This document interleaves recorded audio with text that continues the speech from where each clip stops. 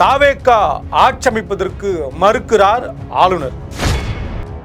விஜயின் தேர்வாக யார் இருப்பார்கள்? திருமாவா அல்லது அன்புமணியா? என்ன பெரிய சவாலை ஏற்படுத்தியிருக்கிறது தமிழ்நாடு தேர்தல் களம் தாவேகாவிற்கு? ஆச்சி மசாலா எந்த சமையலும் ருசி தேடும் ரகசியம் 20 ரூபாய்.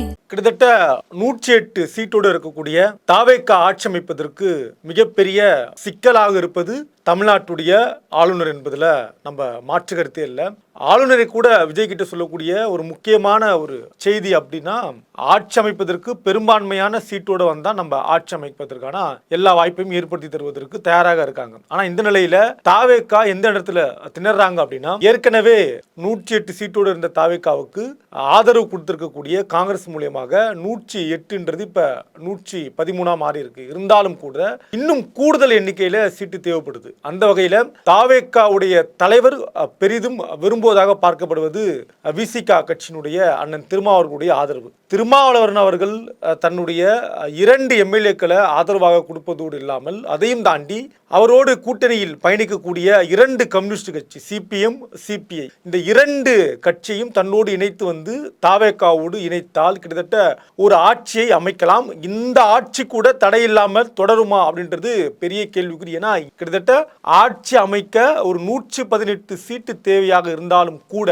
குறைந்தபட்சம் ஒரு 125 130 என்கிற அளவில் நமக்கு சீட்டு இருந்தால் அந்த ஆட்சி தொடர்ந்து தடையில்லாமல் ஒரு அறுதி பெரும்பான்மையோடு எந்த சிக்கலும் இல்லாமல் நம்பிக்கையோடு தொடரும். ஆனால் அந்த 118 என்பது பாதுகாப்பு இல்லாத நிலைதான். இந்த நிலையில திருமா அவர்கள் அதை தொடர்ந்து மார்க்சிஸ்ட் கம்யூனிஸ்ட் கட்சி, இந்திய கம்யூனிஸ்ட் கட்சி என இந்த 3 திமுகவுடைய கூட்டணி கட்சி தலைவர்களும் இன்னைக்கு முதல்வர்களை சந்தித்து அரசியல் கள நிலவரம் என்னவாக இருக்கிறது, அதிமுகவோடு தாவேகா கூட்டணி ஏற்படுகிற வாய்ப்பு ஏற்பட்டால் அதுவும் தமிழ்நாட்டிற்கு ஆபத்து. நேரடியாக பிஜேபியால காலூன்ற முடியவில்லை என்றாலும் அதிமுக கூட்டணியோடு தாவேகா இணைகிற பட்சத்தில் அதிமுக ஏற்கனவே பிஜேபி கட்டுப்பாட்டில் இருப்பதை உணர்ந்து நம்ம இதை தடுக்கணும். அப்ப நம்ம முன்னெச்சரிக்கையா முன்மாதிரியா உடனடியாக போய் நம்ம விஜய்க்கு ஆதரவு கொடுப்பது மிக சரியாக இருக்கும் அப்படின்னு சொல்லி முதலமைச்சரை கிட்டத்தட்ட ஒத்துழைக்க வைக்கக்கூடிய வேலையை காலையில் இவங்க பார்த்ததாக பார்க்கப்படுகிறது. இதையெல்லாம்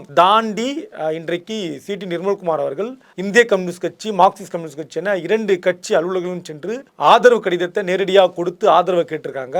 இந்த 2 கட்சிகளும் தங்களுடைய நிர்வாக குழுக்களை கூட்டி அடுத்த நாள் அவர்களுடைய விருப்பத்தை தெரிவிப்பதாகவும் தகவல் வெளியாயிருக்கு. ஒரு படி முன்னெச்சரிக்கையா திரு எடப்பாடி பழனிசாமி அவர்கள் ரெசார்ட்ல, புதுச்சேரியில் இருக்கக்கூடிய ரெசார்ட்ல அதிமுக எம்எல்ஏக்களை கொண்டு போய் பாதுகாப்புல வச்சிருக்கக்கூடிய செய்தியும் இதுல முக்கியமாக பேசப்படுகிறது. காரணம், எந்த வேலையையும் தமிழ்நாட்டு அரசியல் களத்தில் செய்துவிட முடியும். அந்த வகையில அதிமுகவுக்குள்ளேயே ஒரு கூசல் இருக்கு. ஒரு தரப்பு நம்ம தொடர்ந்து எதிர்நிலையிலிருந்து அரசியல் செய்யலாம் என்கிற ஒரு தரப்பும், இன்னொரு தரப்பு மிக வெளிப்படையா சிவி சண்முகம் தலைமையில் இருக்கக்கூடிய இன்னொரு தரப்பு நம்ம தாவேகாவுக்கு ஆதரவு கொடுத்து அடுத்த 5 ஆண்டு காலம் ஏற்கனவே அவங்க ஆட்சியில பங்கு அதிகாரத்தில் பங்குன்னு சொன்னதுனால நம்ம ஆட்சி அதிகாரத்தில் பங்கை பெற்று அடுத்த 5 ஆண்டு காலத்தை நிறைவு செய்யலாம் அப்படின்னு இன்னொரு தரப்பு சிவி சண்முகம் தரப்பு சொன்னதாகவும் தகவல் வெளியாகி இருக்கு. அந்த அதிருப்தியில் இருக்கக்கூடிய சட்டமன்ற உறுப்பினர்கள் எம்எல்ஏக்கள் ஒருபோதும் தாவேகாவுக்கு மாறிவிடக் கூடாது என்பதற்காக ஒரு பாதுகாப்பு அரணை ஏற்படுத்தி கவனித்து வருகிறார் எடப்பாடி பழனிசாமி என்பதும் இதில் நம்ம கவனிக்கக்கூடிய விஷயமாக இருக்கிறது. ஒரு வழியாக தாவேகா ஆட்சி அமைப்பதற்கான வாய்ப்பு அப்படின்றது ரொம்ப ரொம்ப கடினமான ஒரு பெரிய டாஸ்க் அமைஞ்சிருக்கு. எந்த தரப்பும் விட்டு கொடுப்பதற்கு முன்வரல. இதையெல்லாம் தாண்டி அன்புமணி தரப்பு, கிட்டத்தட்ட அன்புமணியினுடைய பாமக இன்றைக்கு 4 எம்எல்ஏக்கள் வச்சிருக்காங்க. அப்ப அன்புமணி தரப்புல இருக்கக்கூடிய 4 எம்எல்ஏக்கள் விஜய்க்கு ஆதரவாக இருந்தால், தாவேகாவுக்கு ஆதரவு கொடுத்தால் இன்னும் நம்ம அந்த மெஜாரிட்டி 118க்கு நம்ம கிட்ட நெருங்க முடியும். கூடுதலாக 2 கம்யூனிஸ்ட் கட்சி, அவங்க ஒரு 4 பேர் இருக்காங்க, 4 தொகுதி உட்பட ஒட்டுமொத்தமாக ஒரு 8 எம்எல்ஏக்கள் ஆதரவு. அன்புமணியுடைய எம்எல்ஏக்கள் 4 பேர், அது போக கம்யூனிஸ்ட் பார்ட்டியுடைய இந்த 2 தலா 4 எம்எல்ஏக்களுடைய ஆட்சி 4 பேர் கொடுத்தாலும் கூட 8 எம்எல்ஏக்களோட ஒரு பெரும்பான்மையான ஆட்சி அமைக்க முடியும். இந்த நிலையில் விஜய் செய்த மிகப்பெரிய தவறாக அரசியல் பார்வையாளர்கள் சொல்வது என்பது, விஜய் காங்கிரஸ் கட்சியை தாவேகாவில் கொண்டு வந்ததற்கு பதிலாக நேரடியாக திரு எடப்பாடி பழனிசாமி அவர்களை சந்தித்து பேசியிருக்கலாம். அந்த ஒரு கூட்டணி அமைந்திருக்குமே ஆனால் ஆட்சி 5 ஆண்டு காலம் முழுமையாக நடந்திருக்கும். ஏற்கனவே சொன்னபடி கூட்டணி ஆட்சி என்பதில் விஜய் அவர்கள் தெளிவாக இருக்கிறார். எனவே ஆட்சி அதிகாரத்தில் பங்கை கொடுத்து தொடர்ந்திருக்கலாம். இதுதான் சரியான முடிவாக இருந்திருக்கும். காங்கிரஸை கொண்டு வந்தது விஜய் செய்த தவறு அப்படின்னு ஒரு தரப்புல சொல்லப்படுறாங்க. ஆக மொத்தம் விஜய்க்கு இருக்கக்கூடிய இந்த மிகப்பெரிய சவாலை எல்லாம் எப்படி விஜய் எதிர்கொள்ள போகிறார்? மறுபுறம் ஆளுநர் ஆட்சி அமைக்க மறுக்கிறார். வாய்ப்பே கிடையாது என்றதில் ஆளுநர் தெளிவாக இருக்கிறார். 118 என்கிற மேஜிக் எண்ணோடு ஆளுநர் மாளிகைக்கு வந்தால் விஜய் முதல்வராகலாம் என்பதுதான் ஆளுநர் மாளிகையுடைய அதிகாரப்பூர்வ ஒரு தகவலாகவும் பார்க்கப்படுகிறது. இந்த நிலையில் திரு விஜய் அவர்கள் யாரை தேர்ந்தெடுப்பார்?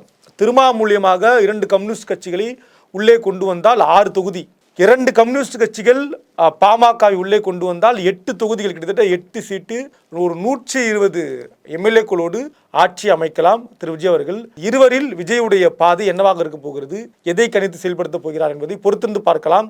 நன்றி, வணக்கம். ஆச்சி மசாலா. எந்த சமையலும் ருசி தேடும் ரகசியம் 20 ரூபாய்.